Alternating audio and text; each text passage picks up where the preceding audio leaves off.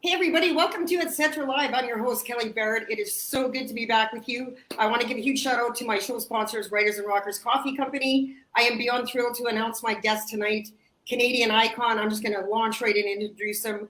Canadian icon Lawrence Gowan is in the house tonight. Welcome, Larry.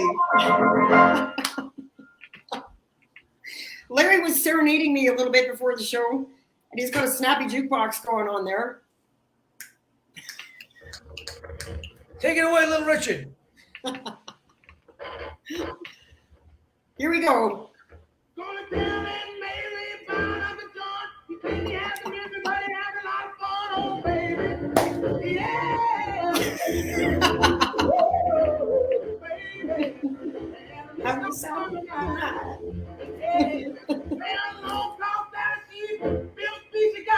Everything that Uncle John need, oh baby. Yeah, baby. Woo, baby. On the Calvary show tonight.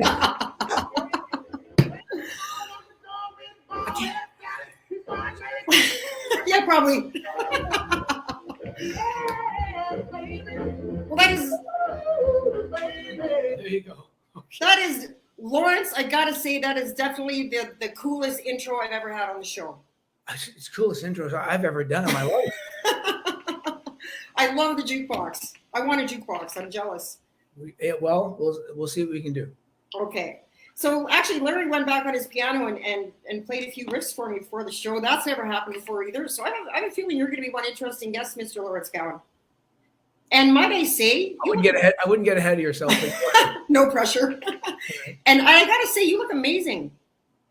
I do. What's wrong? I shamelessly say that. I shamelessly say you look amazing. Well, thank you very much. There's obviously something wrong with the filter on your computer, but that's nice to hear. No. So good to see you. I got to say, you know what? I don't get rattled very often. I'm a little verklempt right now because I've been a fan of yours since day one, and I am beyond thrilled to have you here. And I know a lot of my guests, a lot of my visitors have been super looking forward to this too. So I'm glad to hear it. I just can't believe that you're here, and I'm so grateful. What have you been up to? Tell us what you've been up to. Isn't it good to be back? Yeah. Just back. Oh my gosh. So how's your last year been? It's been pretty great. I play in a band now, as well as doing my Gowan shows. I play in a band called Styx, and we actually started touring again last summer in June of 2021, because America, they got over the thing a lot quicker than we did. Right. So, anyway, so we had a very good tour last year, but this summer's tour is the most successful. It's one of the most successful actually in America this summer. It's in the top grossing. We just played New York 2 nights ago, and I just got home to Toronto. We played Toronto actually about a week ago, in a couple of days, and it's been pretty spectacular. But most of all, Kelly, I know you're out west, correct? That's great. I'm in the Calgary area. Yeah. In Calgary, great, because Styx are coming to Calgary in October. I meant to grab the itinerary. It's in the other room. Anyway, in October, Styx are coming to Calgary. That is amazing, and we're all going to be there. I saw you back in the 80s, and I haven't seen you since, so I'm certainly looking forward to that. Well, and nothing's changed. Yeah, and by the way, I think we've all heard of that little band called Styx. Yes. Yeah, you're like a band called Styx. We've all heard of that band. Well, that's right. You're right up. You're right up on the latest trends. The we've been we tour. I joined them in 1999, and so I'm in my 23rd year with them. Right. And we tour pretty incessantly, and we're going to be incessantly touring in in Alberta. We're doing actually. It's the first Western tour of Canada we've done in, I believe, about 12 years. I know we do Victoria,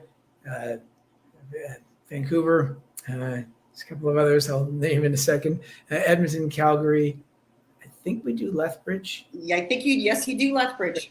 Oh, we do. Thank you. I know this. I'm guessing Regina, Saskatoon, Winnipeg.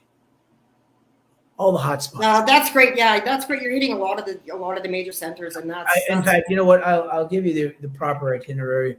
I meant to put it in front of me, but I got too carried away with the jukebox. PVR and Game of Thrones. Lawrence is a Game of Thrones fans, just so you know. I know there's a lot of Game of Thrones fans out there. I'm more of a zone. I was an Ozark girl this season. Oh, Ozark was spectacular. I was hooked. Did you notice that the season started with the trailer and the episode 2, I believe it was, opened with Renegade, Styx song Renegade. Yes. And that was a tremendous boost to the cultural references to various Styx songs from the past. And, that song gets an awful lot of play. It sure does, 100%. So I'm just curious, and I don't like to dwell on the negative, but how did you stay sane during the whole lockdown? I call it the strange. Like, what did you do to keep yourself sort of on the level during that time? Were you? Do I seem sane to you? Is that? Well, slightly, but something else wrong. How did I stay sane? Well, let's see now. First of all, we stayed very, very active. Okay, we meaning the band, not the royal we. The band. The band stayed very, very active throughout I like to call it the thing, throughout 2020. In early March, I had absolutely no idea. Oh, hang on a second. We're going to drink at the same time whenever we drink. Clink. Sociables. Clink. That's right. Thank you. Nice. So, here, would you like a swig? Well, what are you drinking? So, I don't know what the hell that is. Some kind of liquor, no doubt. No, it's. I was cooking up a batch of moonshine last night, and this is. Attaboy, Lawrence. This is my car. I'm tasting a lot of ethanol. So we stayed very active throughout the 2020 year. I was saying that early March of 2020, I had no idea what a Zoom call or what are we calling this when we're on? This is StreamYard. StreamYard. Yeah. I had no idea what a StreamYard was. Now you know. It sounded like a very dangerous place to me. But by the end of March 2020 and into April, May, June, and the subsequent months, we would have these kind of gatherings that became so frequent that we stayed in touch with each other. And by about the third month in May, June, around there, when it looked like this was going to go on indefinitely, right? We went and listened to where we were on the newest record we were making, and we realized a lot of the lyrics and a lot of the tone of the album really spoke very poignantly, and I guess I could use that word, about what people were going through, ourselves, and by extension, what all other human beings were kind of going through. Yeah, and that was a lovely coincidence. 2 of the songs were written post-pandemic, but we decided, okay, now that we know how to work this newfangled computer thing and to communicate with each other, we wound up finishing the record. I was in the studio here in Toronto. Our producer, Will Ivankovich, and Tommy Shaw were in Nashville. Our rhythm section was in Austin, and JY was in Chicago, and Chuck was in Florida. And we managed to, in real time, just like you and I are speaking, we managed to record together with, in a proper studio with proper speakers and engineers and all that sort of thing. We wound up coming up with this record. I did bring one prop. I brought a few, actually. Okay. This record, there it is. This is the first time that a Styx record entered the Billboard charts, the rock album charts, at number 1. So congratulations. Yeah. So that was time well spent, quite frankly. I think that we that saved us a lot. So in addition to that, I would do periodic songs from the Gowan catalog, usually songs that I hadn't played live or songs that people were requesting through the social media platforms. And that kept me active as well. And thirdly, I rediscovered the joys of my bicycle. Good for you. Yeah. I go for a bike ride, pretty much every day, right through the winter, and all 4 months. And that kind of reawakened a lot of the somewhat dormant 12-year-old in me. I think we all had to get a little creative. I think, Yeah. We had to learn how to use technology. For I'm kind of a geek, but a lot of us had to learn how to use technology, and we had to just find ways to amuse ourselves, just to sort of stay sane. And so, and Lawrence, I'm not surprised when you say that this tour was one of the most successful ever, because I think, after that lockdown, when live music was stolen from us and everything was stolen from us, and I think people just need that music now more than ever. And so it certainly doesn't surprise me that this tour has been so successful. And well, we feel the same way. I think they're so desperate for entertainment, they'll go see anything. Well, I wouldn't say that, but neither would I. I don't know where that came from. Yeah. You know what? We're getting a ton of comments in, and I knew that was going to happen. So Ken Holst is saying they're all positive. Okay. Loved the show earlier this summer in West Valley, Utah. You are a great showman. That's from Ken Holst. That's lovely to hear. Gordon Enright is saying he got COTC right away and he loves it. Good. He's a clever man. I could go on and on, but there's just so many, or there's so many people that have been waiting for this show. So I have a question for you. So I know you probably get asked this all the time, and I try not to ask like the generic, boring questions, but I think everybody always wants to know how you got on this musical journey. How did it all begin for you? And I'm curious also, in a world where most young men tend to lean towards guitar, what was it about piano for you that led you down that path? And thank God you did, but I'm just curious how it all started. Okay, sure. Sorry, you probably answered this a million times, but people want to know. No, not at all. Not at all. Inquiring minds want to know. I've heard that. That's good. That's good to know. Stay inquisitive, everyone. Inquire away. Okay. So the if you look at my face, you can see by my age and by my hair color, not this part, but more this part. The Beatles on Ed Sullivan was the pivotal moment in my life, and probably about 1 million plus other musicians on the planet today who are still making music. There was, I was 7 years old. I was in grade 2, and it was shortly after. If you remember if you go back into your grandparents' history books, you'll know that it was shortly after the JFK assassination. That was on November 22nd, 1963, which is the day that I turned 7.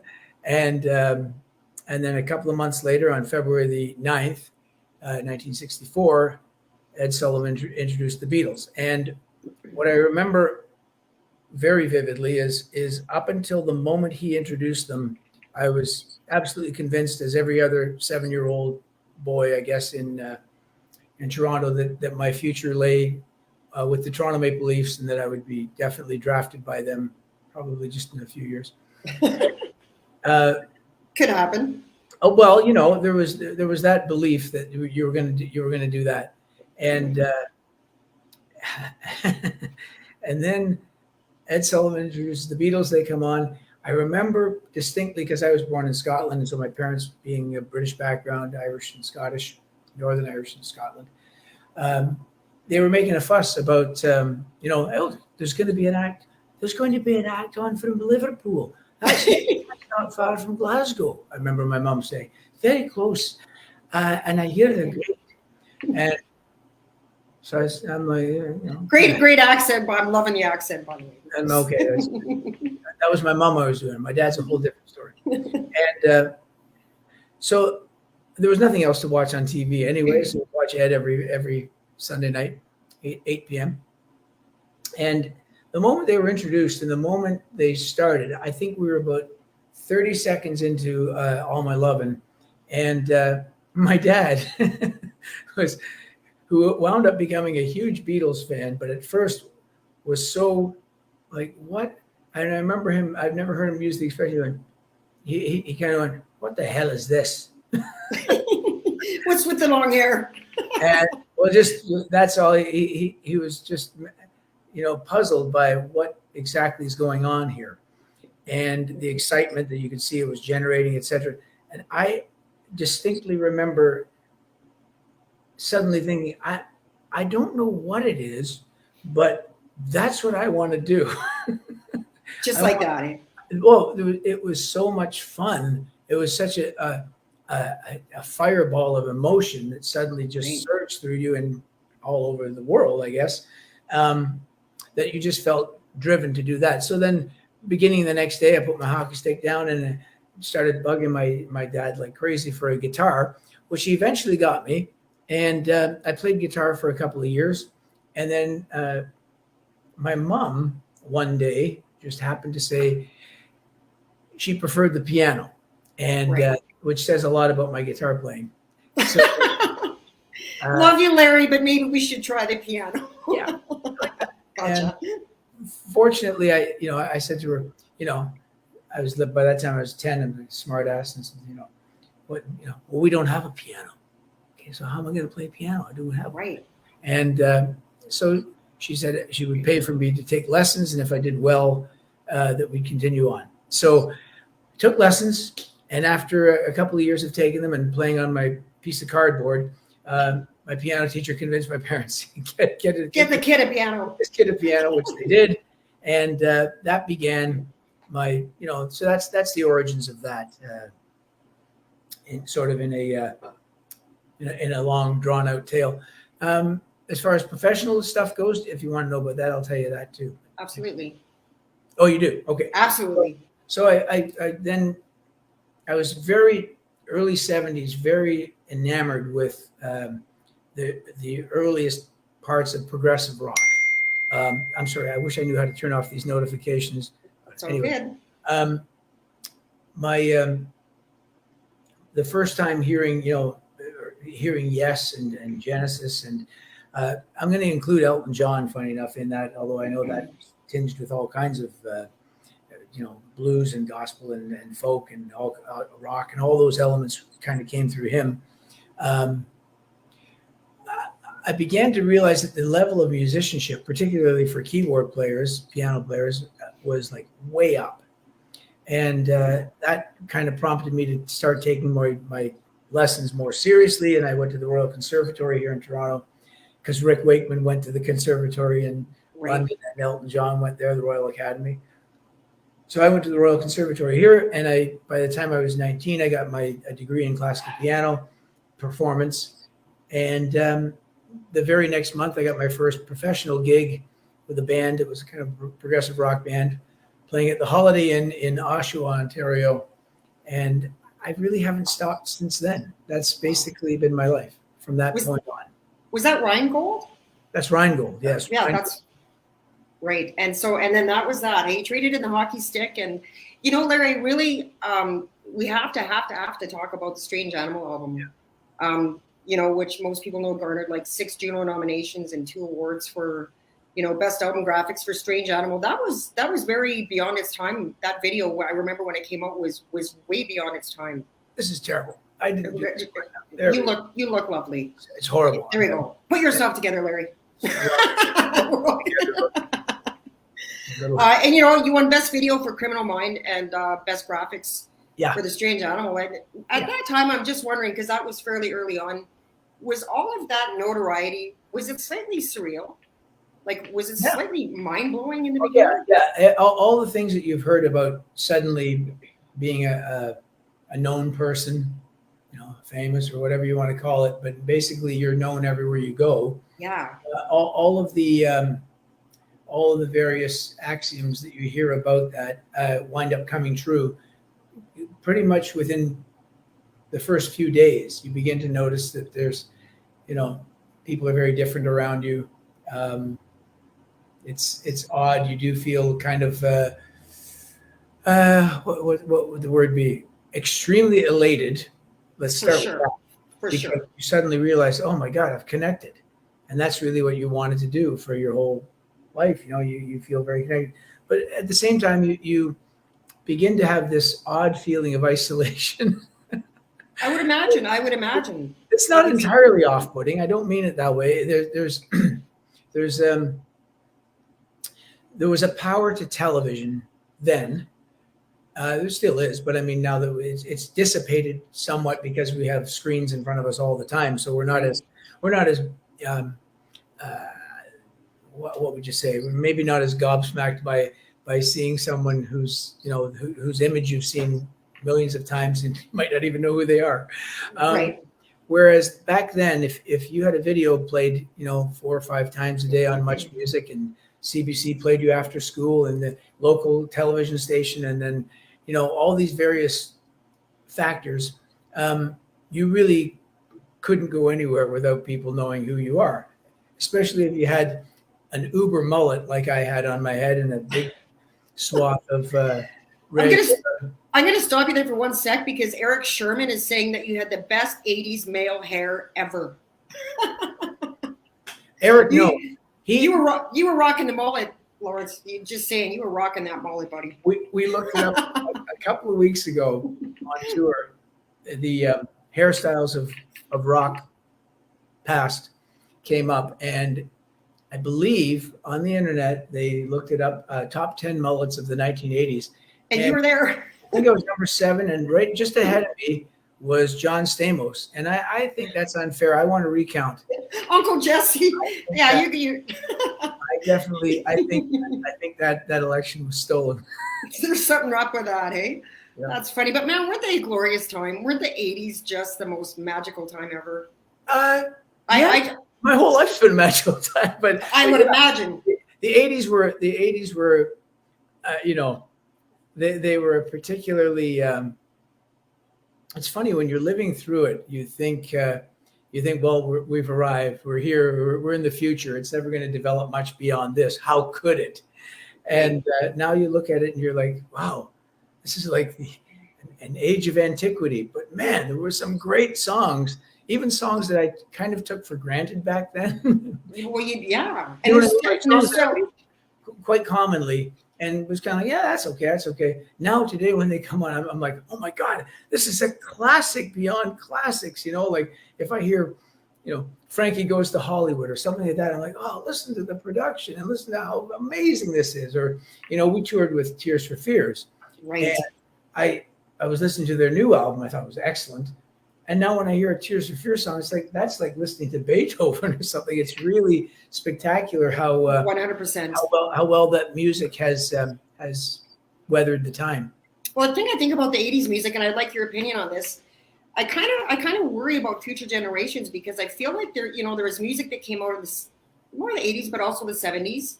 Bands like Styx and a lot of British bands like Bowie and Pink Floyd and Led Zeppelin and yep. These bands that had longevity and this mass appeal and yep. And I don't necessarily know. Like I almost worry that era is over. What are your thoughts on that? I don't necessarily know. Yeah. And there's a lot of great new music out. I just don't know that we're going to be listening to it in 40 years. So we'll see. Hopefully we'll see. Like from new artists, I know what you mean. I think, so every generation is prone to looking down upon the music that comes next. It's just a natural thing. But my brother had a very interesting take on that. He said, yeah, but one of these generations has got to wind up being right. Well, true enough, right? Maybe it's this one. You know what I mean? What I think this is a long discussion, but my general feeling is that, okay, I'll start here. Rock music, indisputably, from the time of the 50s tunes that you hear on this jukebox till the present, rock music is the great musical statement of the last half of the 20th century. You could argue arbitrarily that jazz was the giant musical statement of the first half of the 20th century, jazz in all its permutations, meaning that it opened the door to blues and to gospel and to country and and all these other genres kind of streamed from that, or they meshed into that. That's a long discussion, but rock music, from the time electricity was introduced to music, rock music took over. And while we were growing up with it, like what we were just discussing with the 1980s, while we were growing up with it, we were taught, or we assumed that it was a very disposable form of music, and it was a very transient thing. As it turns out, it's not. It turns out that it has the longevity and has the musical weight to stay with people. And the ultimate proof in that is that both in the shows that I just played across the West, in my Gowan shows, and all these shows we're doing with Styx this summer, on any given night, half the audience are under 40 years of age. So Right. they weren't even born when these records were made, but yet they've embraced them as if they're concurrent with their own lives, Right. and the music resonates with them. So that would be like, the equivalent of that would be as if us in the 1960s were just going crazy over 1920s Rudy Valley and, you know, that kind of music, or, you know, some ragtime pieces, etc., which I'm crazy about. But anyway, but you know, that it would encompass thousands and thousands of people going out and seeing shows and learning these records. So will today's music do that? That remains to be seen. I'm going to say, just historically, because I'm probably on the right side, that it will. It doesn't speak to us, you know, it's on the same degree. However, there are young bands that I absolutely love, and most For sure. they're steeped in kind of rock tradition. So, for example, I bring up a band from Australia, I believe they're called Tame Impala, who sound like a great psychedelic rock band of the past, but they're extremely, very much of today, and they've kind of drawn on those elements. Royal Blood is another one. I love Royal Blood. Yeah. Okay, so you see, like, and I can listen to them just as much as I listen to Led Zeppelin or Queen, or you know, and get off on their records just as much. And these are young guys, but they're very much, you can see where their musical roots are, and they're firmly in the rock era that has kind of informed them as to what they're doing now. So it's for musicologists, and I love dabbling in that, just to kind of come up with an answer. It's an interesting topic, and I love Tame Impala, by the way. I like their song Elephant. My sister is here. Can you say a big hello to Leanne? She has been waiting for this for so long. Leanne, I've been waiting to say hello to you for so long. So, hello. Hello. Jeanette Gravel says hello from Montreal. Bonjour. Yeah. Bonjour. Bonjour. You know, I wanted to get back to talking about Criminal Minds for a bit. Or Criminal Mind. My Criminal Mind is my favorite Gowan song, and this is one of those songs that I'm referring to, Lawrence, when I talk about, you know, songs with mass appeal and longevity then and today. And the thing I love about that song is it's how I refer to it as hauntingly beautiful, and it's very much, to me, written in storytelling mode. There it is. Look at that. Look at that. You do have props. Written in storytelling mode. Wow. Because to me, I am a huge fan of songs that transport me almost as if I'm watching a movie. And that song to me is almost like watching a movie. And I'm just curious, is that written about a real person that you knew, or was it just a concept? Well, I love the way you're talking about it. I'm just going to keep flipping through the pages. You know, this is like, first of all, this the artwork in this was done by a young lady in Winnipeg. Her name is Ilia Saint-Onge, and it was put together here just a couple of years ago because people keep bringing up that song. Thank God, and thank the gods of rock. So we did a comic book of it, and it's based on. It's almost like frame by frame of the video. For A Criminal Mind, you see, it goes through the whole kind of story, the whole thing. Anyway, Beautiful.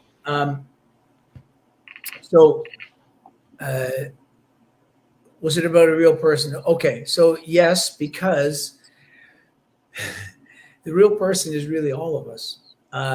We all have that in our nature. Everything that is light and positive and good, if we want to term it as that, is within our human nature, and everything that is dark and expressly evil, if we want to call it that, is also within our nature. And to what degree we decide to veer our lives with our free will will reveal just how much of a criminal mind we all have in some way. And I think the song gives expression to that, and I think that's why it had such a wide appeal.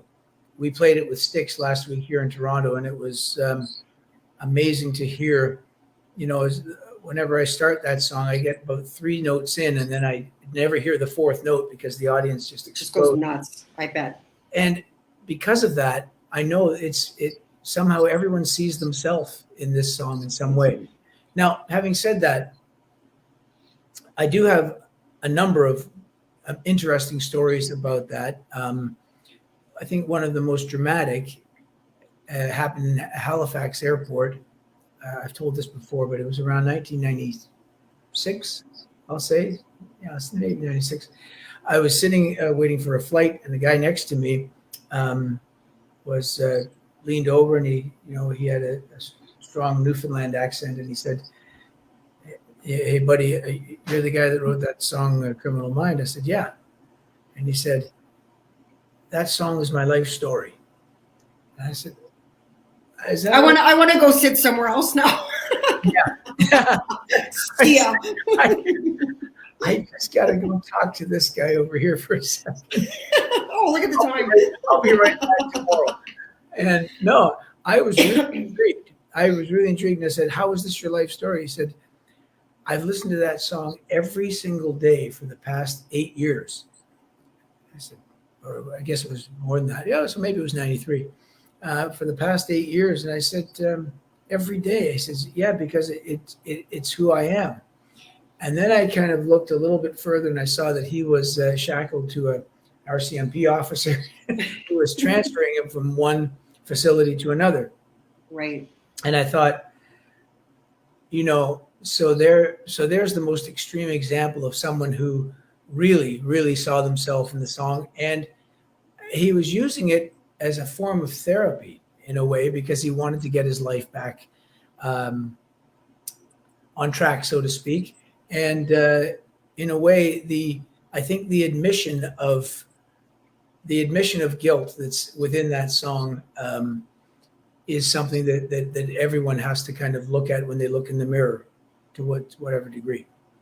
I love that you explained that to me, Lawrence, because I always assumed the song was about an individual like you were just speaking about.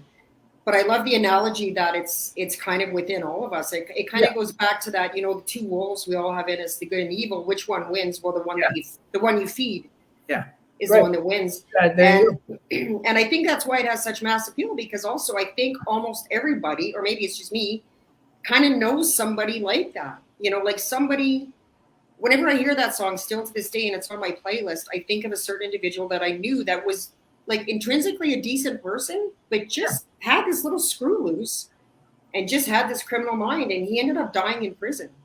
Oh. And so that song is bittersweet for me, but it's such a powerful song, and I think that's why people still relate to it. But I never had any clue that part of the meaning behind the song was the good and evil that exists within all of us. I find that really fascinating.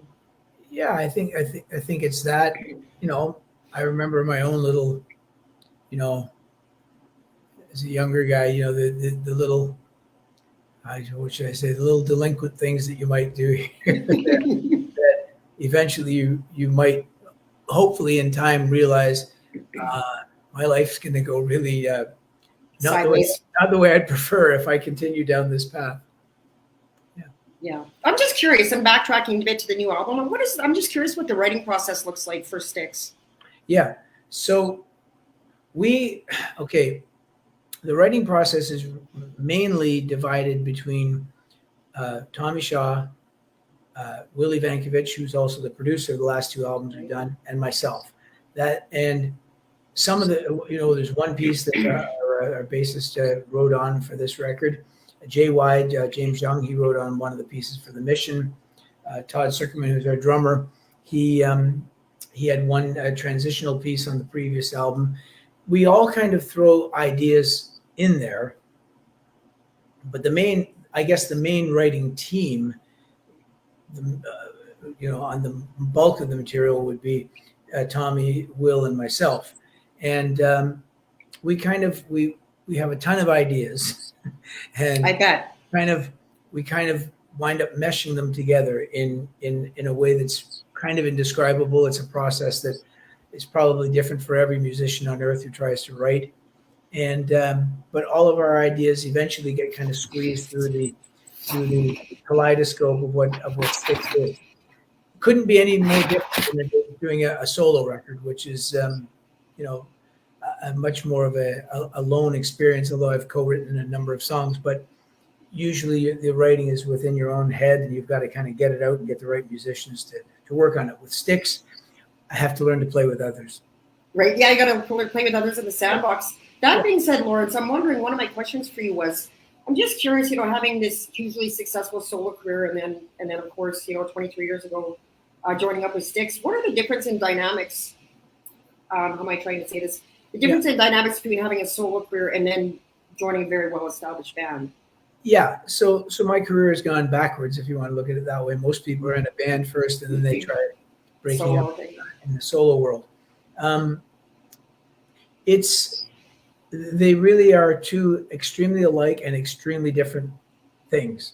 Okay, where they're alike is that once you're on stage, once you're playing a show, whether you're a solo artist or whether you're with a band, it really is every person on that stage is part of what you're trying to connect. That's who you're trying to connect to, and through them and through all of us together, connect to the audience in the most meaningful way possible. So those are very alike. When I go and play a solo show, and then the next night play a Styx show, although the members are different, we're still going after the same thing together, and it's a combined force that we're kind of conjuring up musically. Right. But what we just touched on, when it comes to the writing, when it comes to the day-to-day decisions that need to be made, and there are hundreds every single day, and the general path of what's going to happen next, the democratic process is far more in evidence within a band than obviously when as a solo actor, everything comes down to your final decision, and you have to live with it and blame yourself for it, or pat yourself on the back if you're lucky enough to have it go right. So that's the major difference for me, and I have to keep that in mind, that I can't unilaterally make a decision and say we're going to do this now. Right. It has to run through, a committee of a channel, right? highly skilled and very well versed other individuals. Right, awesome. So Jeanette Gravel from Montreal wants to know: is there a Styx date or a solo date in Montreal? I think you mentioned one, didn't you? Yeah. So, okay, there definitely will be. So please don't hold it against me. It always comes down to how the booking agents and our manager and the general layout of the year, how it progresses. So I know that Montreal is not on the agenda for this year, sadly. Sad panda. Sorry, Jeanette. Very sadly, and je suis très désolé, Jeanette. But I did play 5 Gowan shows in Quebec in March, duo shows. I played with my son, and I love playing Quebec. At our most recent meeting, I brought up, what the hell? How come we're not doing Montreal and Quebec City on this run? It just worked out that the timing of it and the number of dates that we play in the year, and we hadn't played a Western tour in, as I mentioned, I think 12 years. Yeah. So they're getting the dates this year, and I have a feeling, if I look into the future, which I can totally divulge, I would say it's highly likely that next year you will see a good number. You'll see a Styx show, you'll see a Gowan show, and it will be mandatory for you to attend both. There you go. That ought to make you happy. Sean Cahoon is saying that he's a huge Gowan fan, huge Styx fan. Looking forward to seeing you in Lethbridge in October. By the way, Criminal Mind has become a rock classic. I got a mullet just because of you. Well, I apologize to your parents. Tell your parents I'm very sorry. not because of Uncle Jesse, because of you. I'll bet it looks great on you, and congratulations. I think you've chosen a hairstyle that will never go out of style. It's a mighty fine look. It's a classic. It's a classic, and you are a classic. And by the way, thanks for reassuring me that we are definitely playing Lethbridge. I'm very much looking forward. And there's a ton of comments here about people that are coming to the show from Lethbridge. So there are very astute people in Lethbridge. I've known that from the very beginning. We are. Lethbridge. Okay. So, all the cool kids live in Lethbridge. What can I say? I knew that in the past, but I'm being reminded of that now. the I think the last time I played there was maybe 25 years ago. I'm guessing maybe like 97, 96, 97. Well, it's high time, Lawrence Gowan, that you come back here. High time. High time. High time. I remember. I remember the audience were fantastic, and I remember having a bit of a good time at Denny's about 3 a.m. after last time I was there. Dan, that's what you do after you're drinking. You go to No. Denny's and eat greasy food. My habits have changed somewhat. It's more Waffle House now. Yeah, we're upgrading, eh? I had a question for you on a little more of a personal note. What makes you happiest these days, Lawrence, and how is it different from, say, 25 years ago? What makes me happiest with what? Just Kelly? what makes you happiest, and how is it different from maybe 20, 25 years ago? Yeah. Okay. Great question. Let me consider that for a second. What makes me really happy? So, I'm thinking there's been 16 Juno nominations, 2 awards, and tons of, platinum albums and tons of other accolades. But aside from that, yeah, I mean, which is all nice to have. But Oh, yeah. aside from all that, what makes you happy? What makes your heart smile? well, I guess first and foremost, I'm very, very, very fortunate that most of the, all the work days, if we call them work, they're not work, but at least 100 times a year, my day ends with, thousands of people on their feet with gigantic smiles on their faces, their arms in the air, yelling for more. That is an extremely uplifting and euphoric way to kind of end your day. And so I ride on that feeling a lot. Imagine. That's carried me this far. And as we discussed at the beginning, when the 2020 happened, I thought, well, I'm going to have to find a way to kind of manufacture that because Right. I won't have it for a while.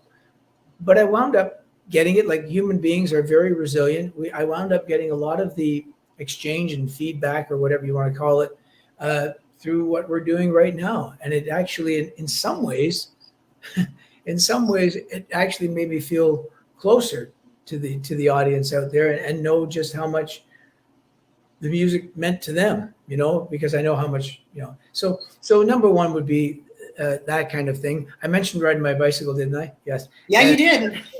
Yes. I'm very fortunate to kind of live right by Lake Ontario, so I spend a good amount of time, down by the water. That makes me really happy. I think generally, being in good health to this point, knocking on every wood Right. I can find right now. Right. I think that's the ultimate thing, because as we see friends of ours, and one day it'll be us, go through health struggles. That's a difficult thing to see, and it makes you really much more thankful, or just know how lucky you are to still have, your health. Those things make me happy. Honestly, simple things. I get up in the morning, if I make a really good cappuccino and go sit outside and I hear the birds whistling, that actually makes me happy. 100%. It really is the little things. I think people's perception of happiness really shifted after COVID. I think the bucket lists look different now than they did before. I know for me, my bucket list looks a lot different now. It used to be, big trips and big this and big that. And now, I just want to connect with people I love, and I just want the people I love to be healthy and happy, and it just looks different. So I think there was, I always like to look for the positive, and I think there were some positives that came out of COVID, because we learned not to take things for granted. Yeah, there certainly were. There are so many tragic stories there that make you really, feel fortunate if you actually got through it. What is going on there, Kelly? What is happening there? I'm hearing all kinds of crashes. Oh, I'm sorry. Oh, I think you might have just touched the mic or something like that. But I was going to say or maybe the crash was in here. I'm not sure. I don't hear it, but No, that's okay. Oh, yeah, I'm hearing things. That's another fallout from the pandemic. It's the moonshine. I'm pretty sure it's the moonshine. I think it could be the moonshine. I think there might be a ghost in that jukebox. I don't know. Anyway, those things made me. I'll tell you another thing. Oh, I'll say this to Jeanette that was just on from Montreal. This made me very happy this year. You ready? One more prop. This was a live record that I did in 1996, 96, 97. It was a live record that was never on vinyl until now. And It made me happy that I was able to finally get that done and put that out in Quebec. It's called Gowan au Québec. And where do we find that? Where can people find that? Okay, this kind of crap that I'm holding up. This kind of crap. these trinkets that I'm hearing. Because people do ask me about them. It's like, how can I get that? How can I get this? It is available in some record stores, but there's a site called Rock Paper Merch. Paper Merch. Kind of right. You can go there, and if you want to get a comic book or a record or a T-shirt or a milkshake or some of my names, you can go there and. All things Gowan kind of thing, right? Rock Paper Merch. Because I do get asked that a lot, and so it is available there if you feel like parting with some of your hard-earned dough. There you go. One more personal question before I let you go here, Lawrence. I'm just curious, what advice would you give, like knowing what you know now and the experiences you've had, what advice would you give your 18-year-old self? Well, buy Apple stock for sure. They asked that on the last episode of Better Call Saul. There's a part in there. I'm going to ruin it for everyone, but anyway. Spoiler alert. What would you change about what you've done in the past? Well, it really is. What advice would I give myself? It's the only advice that I thought you were going to ask, what advice would I give to young musicians? And it's kind of the same thing I would say to myself. I think music is the closest thing to magic that exists. Okay. And if you stay close to that and you keep that in your life every day, no matter how bad things can get, it can lift you. It doesn't seem to have the capacity to ever let you down. Let me put it that way. Right. And even a very good friend of mine who years ago, he left the planet due to illness. But he told me even in the worst times that he had, that it was like certain albums that brought him through and gave him the will to kind of to live. Keep going, right?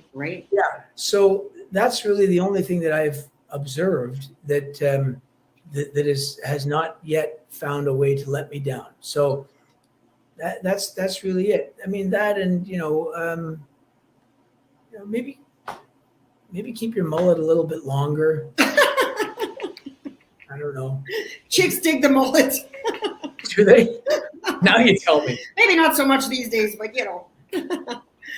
Well, you know what, Larry? I can't thank you enough for taking time out of your day today to spend it with us. It's just been such a pleasure to talk to you. And I think I speak on behalf of all the viewers and fans when I say thank you so much for being a huge part of the music that really was part of the lives of an entire generation. I just thank you so much for being here today. That is so nice to hear. Well, thank you, Kelly. It was entirely my pleasure to be here. I had some fun. Thanks for the comments, everyone. That's great to know that you're watching this. And thank you for inviting me. I'm looking forward to Western Canada. And we will see you in Lethbridge.